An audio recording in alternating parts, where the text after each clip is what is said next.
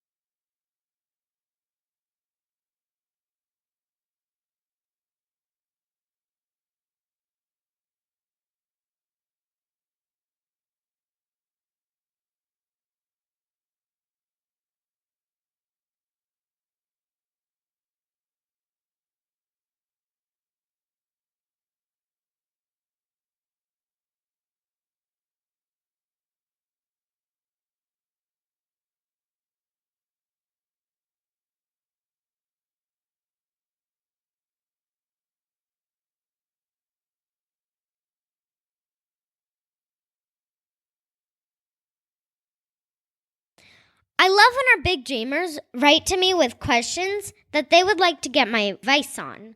I noticed recently that a few people have asked questions in their reviews on iTunes.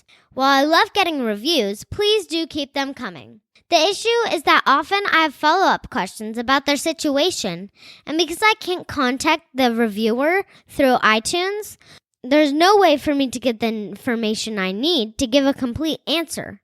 So, Kara and Kristen, if you're listening to this, and hopefully you are, can you please email your question to my mom at olga@dreambigpodcast.com? And that way we can write back to you and make sure we get all the info we need to give you a great answer. For anyone else who has a question, feel free to also email my mom at olga@dreambigpodcast.com. And we will be in touch. I can't promise 100% that we will answer the question on the show. Sometimes the questions are more personal and best to respond over email. But we will respond if you email us. Okay, today's episode is from an email that we received from Jenny in Long Island, who has had a question about getting her own podcast started. She wrote in and she had a ton of questions about the podcast artwork and all the different networks we are on. How do we drive traffic? What's the best way to get guests? And how did we find the artists that did our outros? These were all great questions, but I responded to her and asked how long you have wanted to start a podcast. She wrote back that she had been thinking about it for 2 years now, but she wanted to get all the research done and get everything just perfect before she launched. And that's when I thought to myself, there's an important lesson for Jenny, and for anybody who's listening who tends to be a perfectionist. You need to get started. As the great Zig Ziglar said, you don't have to be great to start, but you have to start to be great. I'll repeat that.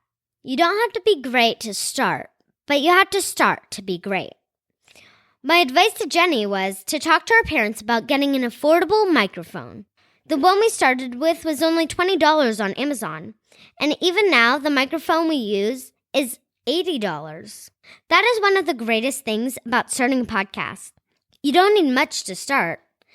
Then I told her to record 3 episodes and publish them.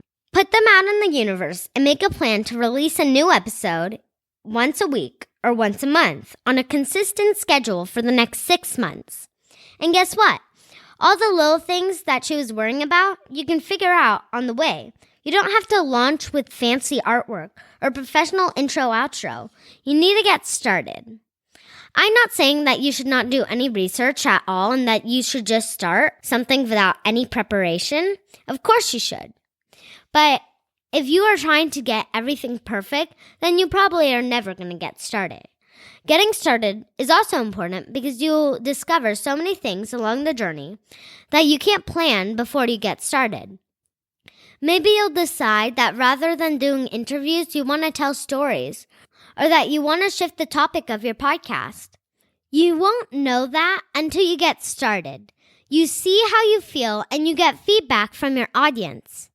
So much of what I have learned over the past 2 years has come from the journey of releasing new content each and every week.